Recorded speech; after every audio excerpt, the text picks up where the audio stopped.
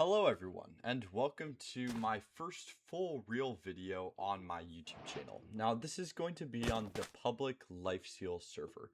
Now in case you didn't know, a new season just began, which was Lifesteal Season 8. Now I played this game a while ago back in beta, Season 1 and Season 2, but I haven't played in a while. So I got together a team and we made some plans for the beginning of Season 8 to build a base, try to grind some gear together, and eventually try to get some kills, with the goal of getting to 20 hearts and getting some good clips for my YouTube channel. Now, to start it off, I decided to log on to the server and to RTP, or random teleport, to somewhere in the wild.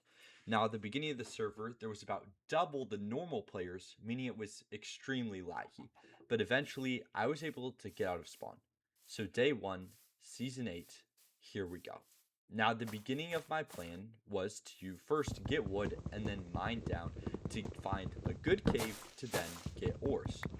Now, personally, I would be looking for things like diamonds and gold, mainly for tools, armor, and golden apples. Now, my main teammate, Ice Flame, was going to look for a mine shaft, ideally to find any spawners, and also to look for cobwebs. Now, there was one real problem with this, which was that of in Lifesteal Season 8, natural spawners wouldn't spawn in the wild. So that was a big problem, because spawners are necessary for getting both money and good XP and levels in the game. But while I still went caving, I was able to find a good bit of loot, mainly gold and diamonds, which was what I was looking for. We don't need a lot of iron, because once you get the iron pickaxe, there's not much more you need, but it is helpful to use for anvils. So a different teammate grabbed some of that along the way. Now I was able to not only find gold, but also find diamonds. This would let me craft a diamond pickaxe and eventually craft some diamond armor. Now, after I had finished getting some materials from the caves, like ores and everything you need at the start of the new Minecraft world or server, I decided to leave the caves. Now, why did I do this? Well, my other teammates were still trying to grind some gear, but I wanted to set up a home base. Basically, a place that we could teleport to or put our claim chest, which would mean we had claimed that area or that chunk. So other players wouldn't be able to break blocks unless they destroyed our claim chest, meaning that our claim was basically over and that it wasn't our land anymore. Now I started looking for a good area to put our claim chest and our base. You see, you don't want it too close to big caves, because normally you put the base underground and any large caves would mean players could access it more easily. We also ideally don't want it near a ton of water, because then we just don't want water near our base. It just makes things annoying for not only mining down, but also for building the base with all of our materials inside of it. And with all of this in mind, I started mining down to bedrock. Now, why bedrock? Well, basically, it just puts the most blocks in between you and where other players can easily break in. After mining down to bedrock, I began mining out the chunk. Now, this was pretty annoying, especially considering the fact that I didn't have any form of haste or efficiency for my player and my pickaxe. Now, this was annoying, but eventually, after about 15 or 20 minutes, I am actually able to mine out the full chunk. Now, after mining out the chunk, the goal is to claim the chunk, basically making it our base and adding my teammates to the base. Now, with all of this finished, I mined out the chunk and logged off for the night to enjoy some rest. Now, then it was time for day 3. Now, I apologize, I somehow lost all of my footage from day 2. But not that much happened. Really, we just worked on the base. Now, we had a full functioning base, complete with the mob farm. However, I got pretty bored of grinding gear and decided to go to a POI. Now, this was pretty stupid of me, because not only do I not have a full G set, but I don't have pots or proper heals in my inventory. Really, I wanted to see if I could find any totems, but quickly saw a player in maxed out armor who decided to chase after me. Now, immediately I hear him pearl and wind charge. This is bad. These are two things that are necessary for escaping that I do not have and he does have. So I know I'm pretty much dead. On top of this, I also jump off the cliff and for some reason don't hit a water bucket clutch. This takes off just over half of my health, meaning that now I am practically toast. I can hear him right behind me, so I don't have time to eat a gapple or heal at all.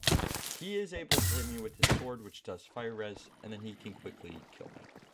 This was pretty bad. It set me back a lot and means I have to grind a lot more here.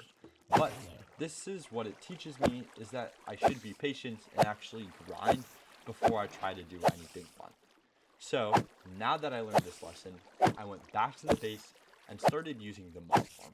Now, why is the mob farm so good on Lifesteal? Well, in case you don't know, it provides two beneficial things. One being XP. Using XP, you can do /shop and buy the enchanted books that you need for a full maxed out armor and tool set. But the second thing is, you can take things like the cobwebs and the rotten flesh and sell them for money. Doing this, I'm able to start making some actual money, which is good because before that, all I had was 1,000 coins. I was very broke. Now, after I sell that and put it on the listing, I go back to grinding mobs.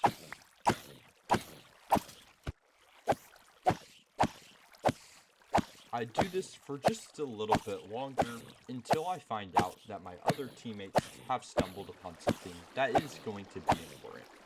You see, while they were trading, looking for gold and diamonds, they found a large lava lake. Now, why is this important? Well, obsidian is a very strong material for defending your base. Now, the way raiding works on Lifesteal is that people can't break blocks inside your claim without raiding materials. Now, raiding materials are things like cannons, which blow holes in your walls and defenses. Now, obsidian is actually the second strongest block on the server for defending your base. So, you need a lot of it. For a good base, you usually want at least 8 stacks of obsidian protecting not only the rooms of your base, but also your claim chest.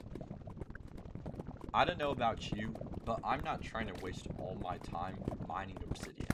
So, I mine a decent amount, which is about a stack, before I end up inevitably getting bored. Because let me tell you, this stuff is so boring. It's literally one of the most boring things you can do on the server. And there's a big problem, is that you need obsidian. If you don't have obsidian to defend your base, you're basically cooked. Just free money for anyone looking to raid you. So I leave the other mining to my teammates. It was at about this point that we realized that the base defenses were low-key kind of bumps. Now, thankfully, our one teammate was placing down some obsidian around the walls for more protection. However, there was a problem. Yeah, we ran out of obsidian pretty quickly, because I was too lazy to mine enough to actually be a good teammate, and our other teammate hadn't finished mining out the obsidian that he was supposed to get yet. So I went back to the caves to mine more obsidian, and yeah, this happened. While I was mining it, I fell through the block I had just mined, in like the one tick that it was actually there. Like, what is this luck, guys? Come on, that was actually really annoying. This set me back a decent amount, because I didn't have fire res, so I ended up dying in the lava. I was able to put my good items, like my pickaxes, into my e-chest, but again, I lost all of my armor. So I had to start back over using the mob farm again to get a max G set. Now, why is this maxed armor so important? Well, before it, I can't do that much fun stuff. What is the fun stuff, you might say? Well, I enjoy going to POIs to get good loot and to search for people to kill. Also, base raiding, you need good gear, because oftentimes you end up fighting while you're raiding the base. Now, I went back to work with grinding some gear.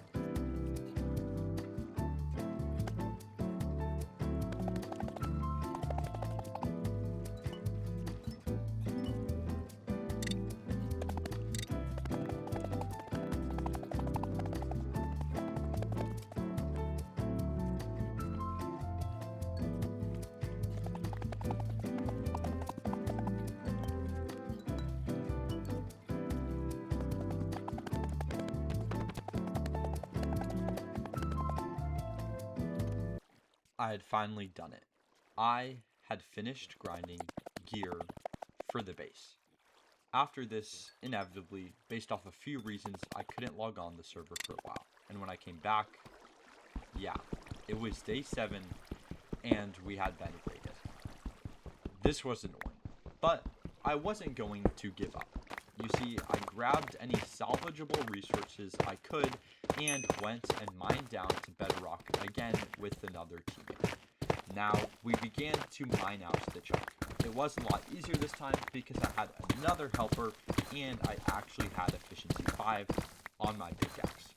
After we finished mining out the base area of the chunk, I set up our claim chest, put some obsidian around it, used the rest of the obsidian I did have left over from the old base, and made it look just a little bit more like the beginning of a base. This led us to day 9, and holy is setting up a base annoying. You have to get tons of obsidian, you have to buy spawners, you have to craft materials, and build a mob farm. However, on day 9, I was able to get a full mob farm working. I was able to get my hands on some more obsidian, and this new base is starting to look even better than our old one. You see, it had set us back the raid, but we came back even better. Now on day 10, we got some better spawners. You see some ones with more valuable mobs to kill, like Enderman and Blazes, and Slime. Endermen are helpful for pros. These are very necessary for combat and just living in the wild. Blazes are helpful for brewing and also selling them to other players who need to brew potions as well. Slimes finally are helpful for crafting a few base related materials using some custom crafting recipes on the server. The base was finally stacked. We were at about 1,000 power and had some very good spawners. Not only was the mob farm strong, but we had even better spawners to use for getting good materials. I also decided to spend about $1.50 of gems to buy a creeper spawner. This would give us access to gunpowder in our mob farm. I then logged off for the day, and when I had logged on the next day, we got raided. We got freaking raided again. So yeah, that was pretty unfortunate to get raided twice in 1 week. But don't worry, because me and my team, well, we're going to be bouncing back. We've already got plans for a new base. We've started getting some of the materials. So make sure to subscribe to be here for when I drop the next video on the channel. That'll be about our new base. And if you want to join the team, just comment your gamer tag on this video, because I'll be picking a few of you to join our team because we are looking for more players. So yeah, make sure to like and subscribe. Thanks for watching.